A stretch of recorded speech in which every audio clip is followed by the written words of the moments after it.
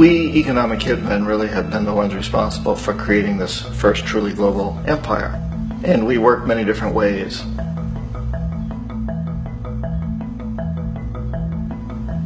But perhaps the most common is that we will identify a country that has resources our corporations covet, like oil, and then arrange a huge loan to that country from the World Bank or one of its sister organizations. But the money never actually goes to the country. Instead, it goes to our big corporations to build infrastructure projects in that country, power plants, industrial parks, ports, things that benefit a few rich people in that country, in addition to our corporations, but really don't help the majority of the people at all. However, those people, the whole country is left holding a huge debt. It's such a big debt they can't repay it, and that's part of the plan, that they can't repay it. And so at some point, we economic hitmen go back to them and say, listen, you owe us a lot of money, can't pay your debt, so sell your oil real cheap to our oil companies. Allow us to build a military base in your country, or send troops in support of ours to someplace in the world like Iraq, or vote with us on the next UN vote, to have their electric utility company privatized and their water and sewage system privatized and sold to U.S. corporations or other multinational corporations. So there was that whole mushrooming thing, and it's so typical of the way the IMF and the World Bank work, that you put a country in debt, it's such a big debt it can't pay it, and then you offer to refinance that debt and pay even more interest. And you demand this quid pro quo, which you call a conditionality or good governance, which means basically that they've got to sell off their resources, including many of their social services, their utility companies, their school systems sometimes, their penal systems, their insurance systems, to foreign corporations. So it's a double, triple, quadruple whammy. Iraq actually is a perfect example of the way the whole system works. So we economic hitmen are the first line of defense. We go in, we try to corrupt governments and get them to accept these huge loans, which we then use as leverage to basically own them. If we fail, as I failed in Panama with Omar Torrijos and in Ecuador with Jaime Roldos, men who refuse to be corrupted, then the second line of defense is we send in the jackals. And the jackals either overthrow governments or they assassinate. And once that happens, when a new government comes in, and boy, it's going to toe the line, because the new president knows what will happen if he doesn't. In the case of Iraq, both of those things failed. Economic hitmen were not able to get through to Saddam Hussein. We tried very hard. We tried to get him to accept a deal very similar to what the House of Saud had accepted in Saudi Arabia, but he wouldn't accept it. And so the jackals went in to take him out. They couldn't do it. His security was very good.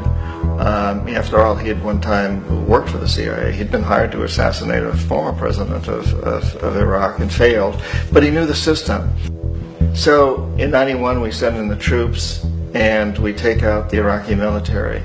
So we assume at that point that Saddam Hussein is going to come around. We could have taken him out, of course, at that time, but we didn't want him. He's the kind of strong man we like. He controls his people. We thought he could control the Kurds and keep the Iranians in their border and keep pumping oil for us. And then once we took out his military, now he's going to come around. So the economic hitmen go back in the 90s without success. If they'd had success, he'd still be running the country. We'd be selling him all the fighter jets he wants and everything else he wants.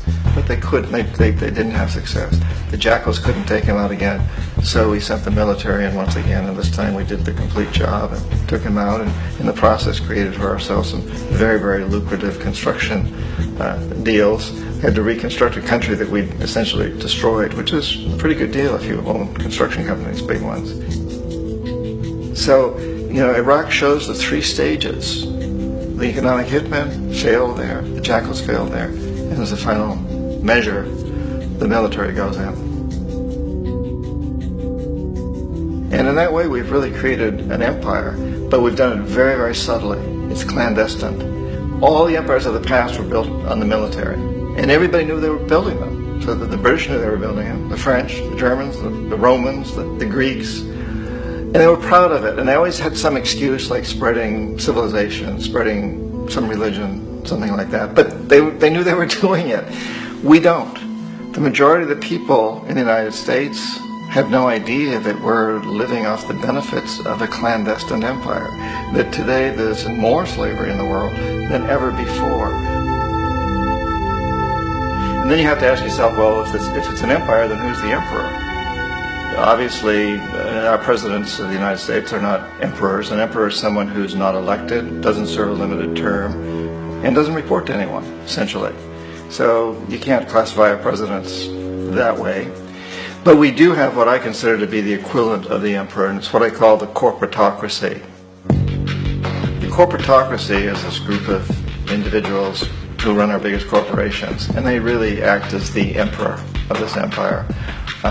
They control our media, either through direct ownership or advertising. They control most of our politicians because they finance their campaigns, either through their corporations or through personal contributions that come out of the corporations.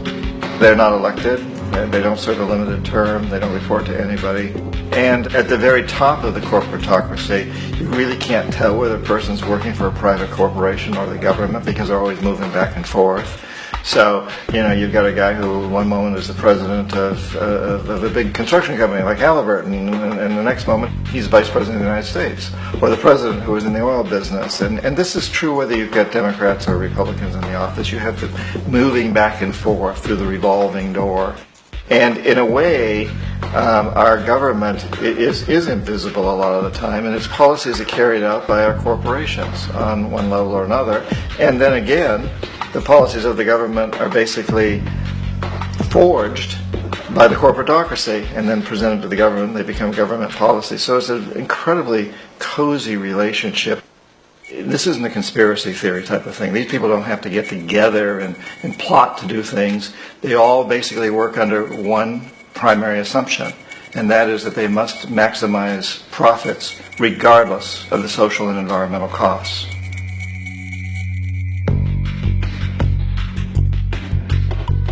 This process of manipulation by the corporatocracy through the use of debt, bribery, and political overthrow is called globalization. Just as the Federal Reserve keeps the American public in a position of indentured servitude through perpetual debt, inflation, and interest, the World Bank and IMF serve this role on a global scale. The basic scam is simple. Put a country in debt either by its own indiscretion or through corrupting the leader of that country. Then impose conditionalities or structural adjustment policies, often consisting of the following. Currency devaluation. When the value of a currency drops, so does everything valued in it. This makes indigenous resources available to predator countries at a fraction of their worth. Large funding cuts for social programs. These usually include education and healthcare, compromising the well-being and integrity of the society, leaving the public vulnerable to exploitation. Privatization of state-owned enterprises. This means that socially important systems can be purchased and regulated by foreign corporations for profit. For example, in 1999, the World Bank insisted that the Bolivian government sell the public water system of its third largest city to a subsidy of the U.S. corporation Bechtel. As soon as this occurred, water bills for the already impoverished local residents skyrocketed. It wasn't until after a full-blown revolt by the people that the Bechtel contract was nullified. Then there's trade liberalization, or the opening up of the economy through removing any restrictions on foreign trade. This allows for a number of abusive economic manifestations, such as transnational corporations bringing in their own mass-produced products, undercutting the indigenous production and ruining local economies. An example is Jamaica, which, after accepting loans and conditionalities from the World Bank, lost its largest cash crop markets due to competition with Western imports. Today, countless farmers are out of work, for they are unable to compete with the large corporations. Another variation is the creation of numerous seemingly unnoticed, unregulated, inhumane sweatshop factories, which take advantage of the imposed economic hardship. Additionally, due to production deregulation, environmental destruction is perpetual, as a country's resources are often exploited by the indifferent corporations while outputting large amounts of deliberate pollution. The largest environmental lawsuit in the history of the world today is being brought on behalf of 30,000 Ecuadorian Amazonian people against Texaco, which is now owned by Chevron. So today it's against Chevron, but for activities conducted by Texaco. Estimated to be more than 18 times what the Exxon Valdez dumped into the coast of Alaska. In the case of Ecuador, it wasn't an accident. The oil companies did it intentionally. They knew they were doing it to save money out there rather than arranging for proper disposal. Furthermore, a cursory glance at the performance record of the World Bank reveals that the institution, which publicly claims to help poor countries develop and alleviate poverty, has done nothing but increase poverty and the wealth gap, while corporate profits soar. In 1960, the income gap between the fifth of the world's people in the richest countries versus the fifth in the poorest countries was 30 to 1. By 1998, it was 74 to 1. While global GNP rose 40% between 1970 and 1985, those in poverty actually increased by 17%. While from 1985 to 2000, those living on less than $1 a day increased by 18%. Even the Joint Economic Committee of the U.S. Congress admitted that there is a mere 40% success rate of all World Bank projects. In the late 1960s, the World Bank intervened in Ecuador with large loans. During the next 30 years, poverty grew from 50% to 70%. Under or unemployment grew from 15 to 70%. Public debt increased from 240 million to 16 billion, while the share of resources allocated to the poor went from 20% to 6%. In fact, by the year 2000, 50% of Ecuador's national budget had to be allocated for paying its debts. It is important to understand the World Bank is, in fact, a U.S. bank, supporting U.S. interests. For the United States holds veto power over decisions, as it is the largest provider of capital. And where did it get this money? You guessed it. It made it out of thin air through the fractional reserve banking system. Of the world's top 100 economies, as based on annual GDP, 51 are corporations, and 47 of that 51 are U.S.-based. Walmart, General Motors, and Exxon are more economically powerful than Saudi Arabia, Poland, Norway, South Africa, Finland, Indonesia, and many others. And, as protective trade barriers are broken down, currencies tossed together and manipulated in floating markets, and state economies overturned in favor of open competition and global capitalism, the empire expands. And as the inequality grows, naturally more and more people are becoming desperate. So the establishment was forced to come up with a new way to deal with anyone who challenges the system. So they gave birth to the terrorist. The term terrorist is an empty distinction, designed for any person or group who chooses to challenge the establishment. This isn't to be confused with the fictional Al-Qaeda, which was actually the name of a computer database for the U.S.-supported Mujahideen in the 1980s.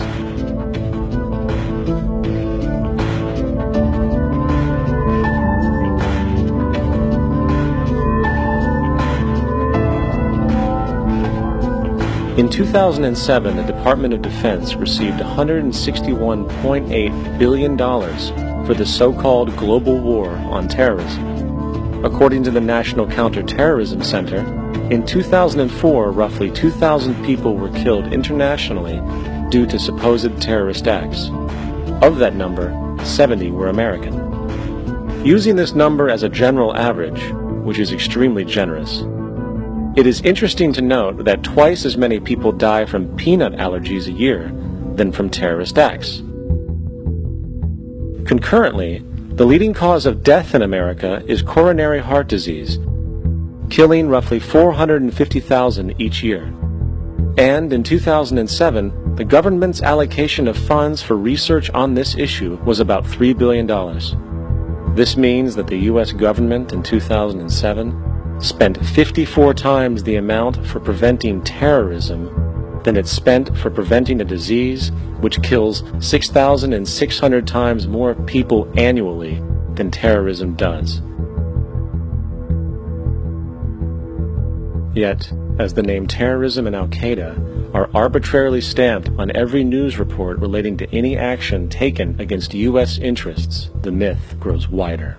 In mid-2008, the U.S. Attorney General actually proposed that the U.S. Congress officially declare war against the fantasy. Not to mention, as of July 2008, there are now over 1 million people currently on the U.S. terrorist watch list. These so-called counterterrorism measures, of course, have nothing to do with social protection, and everything to do with preserving the establishment amongst the growing anti-American sentiment both domestically and internationally, which is legitimately founded on the greed-based corporate empire expansion that is exploiting the world. The true terrorists of our world do not meet at the docks at midnight or scream Allah Akbar before some violent action. The true terrorists of our world wear $5,000 suits and work in the highest positions of finance, government, and business.